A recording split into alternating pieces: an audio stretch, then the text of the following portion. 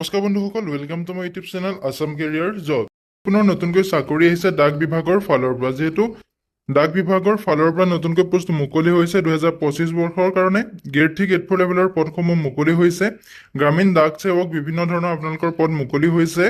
গ্ৰামীণ ডাক সেৱক এক্সিকিউটিভ এই ধৰণৰ আপোনাৰ পদসমূহ মুকলি হৈছে। এই পদসমূহত আপুনি কেনেদৰে আবেদন কৰিব, আবেদন কৰিবলৈ আপোনাৰ বয়সৰ সময়সীমা কিমান বিচাৰিছে, এপ্লিকেশ্যন ফিজ কিমান কাটিব লাগিব, লগতে আপোনালোকৰ চিলেকশ্যন প্ৰচিডিউৰটো কেনেধৰণৰ হ'ব, সম্পূৰ্ণ তথ্য এই ভিডিঅ'টোতে আলোচনা কৰিম। ভিডিঅ'টো শেষলৈকে চাব, অলপো স্কিপ নকৰাকৈ।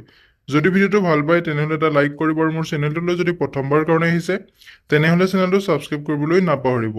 লগতে ভিডিঅ' ডেছক্ৰিপশ্যনত মই হোৱাটছআপ চেনেলৰ লিংক দিছোঁ, তাতো গৈ আপোনালোকে হোৱাটছআপ চেনেলটো ফ'ল' কৰি ল'ব, যাতে প্ৰতিদিনে জবৰ আপডেটসমূহ সকলোতকৈ আগতীয়াকৈ পাই থাকিব পাৰে। লগতে ভিডিঅ'টো সকলো বন্ধু বান্ধৱীলৈ শ্বেয়াৰ কৰি দিব, যাতে সকলোৱে জবৰ আপডেটসমূহ প্ৰতিদিনে পাই থাকিব পাৰে। যিহেতু ইয়াতে দেখিবলৈ পাইছে গ্ৰামীণ ডাক সেৱক এক্সিকিউটিভ ৰিক্ৰুটমেণ্ট 2025ৰ ফালৰ পৰা যিহেতু 348টাকৈ পোষ্ট মুকলি হৈছে। ডাক বিভাগৰ ফালৰ পৰা এটা বহুতেই ভাল সুবিধা আহিছে, সুযোগ আহিছে। এই সুবিধাটো নেহেৰুৱাব। যদি আপুনি ইণ্টাৰেষ্টেড হয়, ইলিজিবল হয়, এই পদসমূহৰ প্ৰতি আবেদনসমূহ কৰি ল'ব পাৰিব। ইয়াতে আপোনালোকে দেখিবলৈ পাইছে গ্ৰামীণ ডাক সেৱক এক্সিকিউটিভ ৰিক্ৰুটমেণ্টৰ এটা অভাৰভিউ দি আছে। আপোনালোকে ইয়াতে দেখিবলৈ পাইছে ভেকেঞ্চিটো আহিছে পোষ্ট অফিচ ভৰ্তি 2025ৰ ফালৰ পৰা।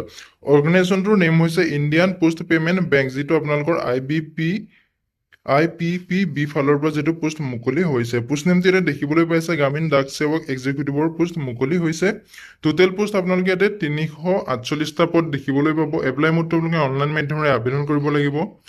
এপ্লাই ডেট আপোনালোকৰ যিহেতু 9 অক্টোবৰ তাৰিখৰ পৰা 29 অক্টোবৰ তাৰিখলৈকে আপোনালোকৰ এপ্লাই ডেট দিছে। 29 অক্টোবৰ তাৰিখলৈকে লাষ্ট ডেট আছে। যদি আপুনি ইণ্টাৰেষ্টেড হয়, এলিজিবল হয়, পদসমূহৰ প্ৰতি আবেদনসমূহ কৰিব পাৰিব। হু কেন এপ্লাই ক্ষেত্ৰত ক'বলৈ গ'লে অল ইণ্ডিয়া মেল ফিমেল কেণ্ডিডেটে এই পদসমূহত আবেদন কৰিব পাৰিব। এই পদসমূহৰ প্ৰতি আপোনালোকৰ চেলাৰীৰ ক্ষেত্ৰত ক'বলৈ গ'লে আপুনি 30,000কৈ আপুনি পাৰ মান্থ চেলাৰীসমূহ লাভ কৰিব পাৰিব। লগতে আপোনালোকে ইয়াতে বয়সৰ সময়সীমাটো দিয়া আছে। মিনিমাম বয়স আপুনি 20 বছৰৰ পৰা মেক্সিমাম আপুনি 35 বছৰ বয়সলৈকে আবেদন কৰিব পাৰিব। লগতে আপুনি এজ ইলেকশ্যনসমূহ ল'ব পাৰিব। SCৰ STৰ হ'লে আপুনি 5 বছৰকৈ এজ ইলেকশ্যন ল'ব পাৰিব। OBCৰ হ'লে আপুনি 3 বছৰকৈ এজ ইলেকশ্যন ল'ব পাৰিব। EWSৰ হ'লে আপুনি 10 বছৰকৈ এজ ইলেকশ্যন ল'ব পাৰিব। চিলেকশ্যন প্ৰচিডিউৰৰ ক্ষেত্ৰত ক'বলৈ গ'লে এতিয়া আপোনালোকে দেখিবলৈ পাইছে যিহেতু অন দ্য মেৰিট বেচিছ আপোনালোকৰ ইয়াতে মেৰিট বেচিছত আপোনালোকৰ চিলেকশ্যনটো কৰিব। যিহেতু কোনো ধৰণৰ এক্সাম নহয়, কোনো ধৰণৰ ইণ্টাৰভিউ নহয়, আপোনালোকৰ ইয়াতে মেৰিট বেচিছত চিলেকশ্যন প্ৰচিডিউৰটো হ'ব। যিহেতু মেৰিট মাৰিব, লগতে আপোনালোকৰ ডকুমেণ্ট ভেৰিফিকেশ্যন কৰিব। এডুকেশ্যন কোৱালিফিকেশ্যনৰ ক্ষেত্ৰত ক'বলৈ গ'লে আপোনালোকৰ ইয়াতে এনি গ্ৰেজুৱেট কেণ্ডিডেটে এই পোষ্টসমূহত আবেদন কৰিব পাৰিব। ইম্পৰ্টেণ্ট ডকুমেণ্টসমূহ হৈছে আপোনালোকৰ পাছপৰ্ট চাইজ ফটোগ্ৰাফ লাগিব, ছিগনেচাৰ লাগিব, আধাৰ কাৰ্ড লাগিব, এডুকেশ্যন চাৰ্টিফিকেট লাগিব, লগতে আপোনালোকৰ কাষ্ট চাৰ্টিফিকেট লাগিব আৰু বয়সৰ প্ৰমাণপত্ৰ লাগিব। হাউ টু এপ্লাই ক্ষেত্ৰত ক'বলৈ গ'লে যদিহে আপুনি পদসমূহত ইণ্টাৰেষ্টেড হয়, ইলিজিবল হয়, ভিডিঅ' ডেছক্ৰিপশ্যনে মই অফিচিয়েল ৱেবছাইটৰ লিংক আৰু এপ্লাই লিংক দিছোঁ, তাতে গৈ আপোনালোকে এপ্লাইসমূহ কৰি ল'ব পাৰিব। লগতে মই নটিফিকেশ্যনৰ লিংক দিছোঁ, তাতে গৈ আপোনালোকে নটিফিকেশ্যনসমূহ চেক আউট কৰি ল'ব পাৰিব।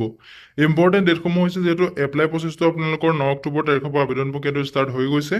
লাষ্ট ডেটটো আছে আপোনালোকৰ 29 অক্টোবৰ তাৰিখলৈকে লাষ্ট ডেট আছে। যদিহে আপুনি আবেদন কৰিব বিচাৰে আবেদনসমূহ কৰি ল'ব পাৰিব। আজিলৈ ভিডিঅ'টো ইমানেই আছিলে। যদি ভিডিঅ'টো চাই ভাল পালে এটা লাইক কৰিব। মোৰ চেনেলটোলৈ যদি প্ৰথমবাৰ কাৰণে আহিছে তেনেহ'লে চেনেলটো ছাবস্ক্ৰাইব কৰিবলৈ নাপাহৰিব। লগতে ভিডিঅ'টো সকলো বন্ধু বান্ধৱীলৈ শ্বেয়াৰ কৰি দিব, যাতে সকলোৱে জবৰ আপডেটসমূহ প্ৰতিদিনে পাই থাকিব পাৰে। জয় হিন্দ, জয় অসম।